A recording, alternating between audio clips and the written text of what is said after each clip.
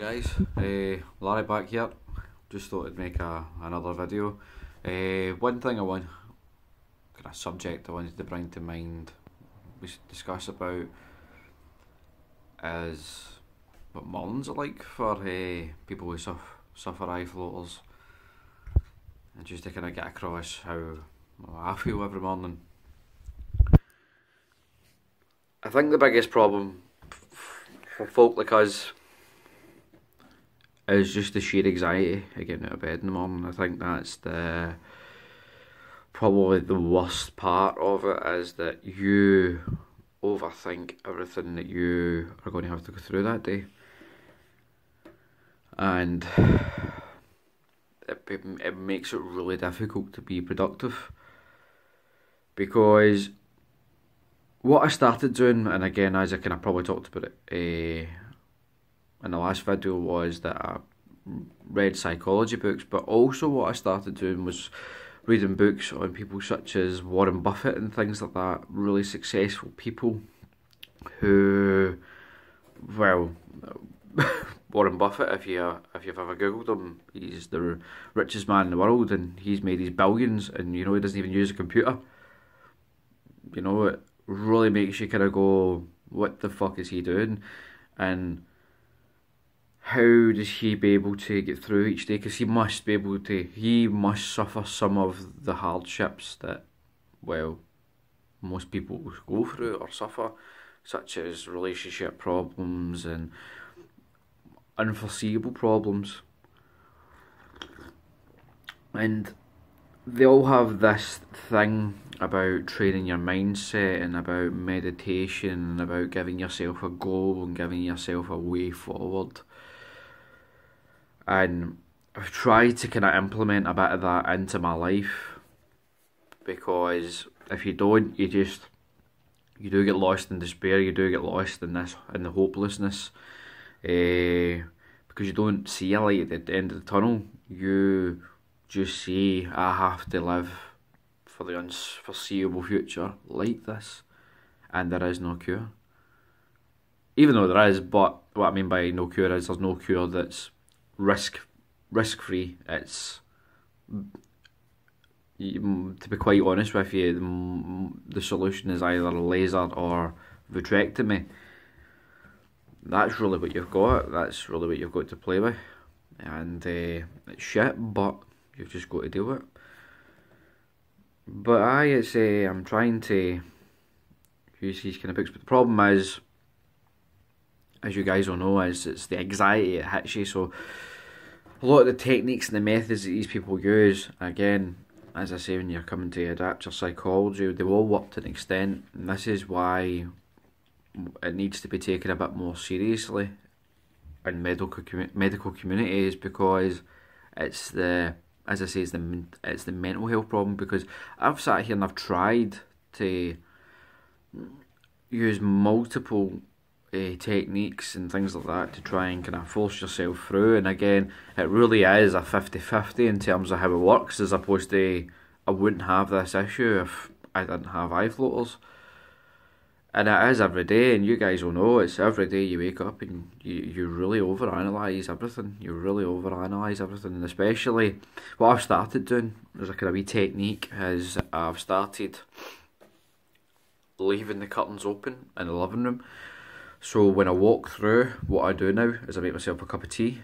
Or again, if you're not a tea person, then make yourself a warm beverage. I think it really goes to just kind of settling your anxiety down, even if it's just a bit. It just kind of takes the sting off it, I would say. But the reason why I leave the curtains open in the living room is because I see my floaters as I go through, and I just try and actively ignore it, and I just try and accept that they're there in the now. And I'm never ever going to, I hope, if you are an ophthalmologist and you ever see this video, don't even fucking think for a second that, oh well, there you go, there's neural adaptation. No, I'm dealing with it as best I can without throwing myself off a fucking bridge, as I've said previously. So it's just a band-aid. But yeah, I do that because, again, it's seriously it seriously just helps you try and deal with your floaters a bit better, because what I feel is, right, is if you just sit in the darkness, like if you get up in the morning, right, and you're in darkness, I feel as if that moment when you need to go get something to eat, or you need to go get messages, or you need to go do something, or go to work, that's when it really hits you.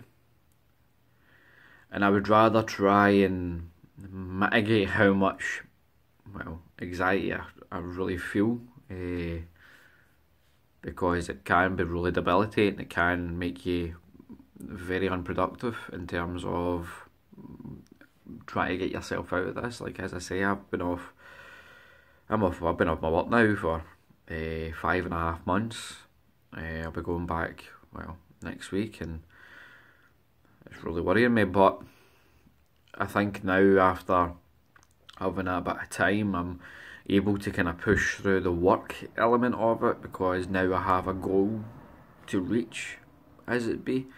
I'm no longer getting fucking kicked to the ground and getting the shit kicked at me over this. I'm really trying to fight back, and I'm really trying to move forward and get this surgery that I need. And I will be continuing to pursue on NHS if it's through ombudsmen and things like that, because it's completely unacceptable to leave somebody like this. It's completely unacceptable to leave fucking you like this. It's no, it's unacceptable. Seems to be my favourite word over the last couple of videos. I think I need to change that. But yeah, it's the anxiety in the mornings. They say that your morning is the thing that makes your day. Well, for somebody who suffers eye floaters, it's like their fucking gauntlet every day. It's their trial by fire every day. And for people who have managed to push through and get the surgery and things like that, all respect to you. If you watch this video, all respect to you. I can imagine the fucking journey that you've had, and you can imagine the journey that I've had. And everybody else, we're all in the same boat. It's no one person's got it worse than the other. We all suffer from the same illness. Yes, we might suffer at different levels, but suffering is suffering, isn't it? Suffering is suffering. Nobody should suffer. Nobody should suffer. Yeah, nobody should suffer ever. And as I say, when you have to get up every morning and really brave face it and really try and push yourself through, it is tough. It is tough. And please, I'm going to cut this video a wee bit short, but please send me a message in my comments, or again, I'm on the floater forums and things like that, such as Yaki Talk and things like that. Please just drop me a message, talk to me. As I say, we need to get through this, and we will. We just need to stick together and fight. Okay, well, thanks for your time, guys, and see you later.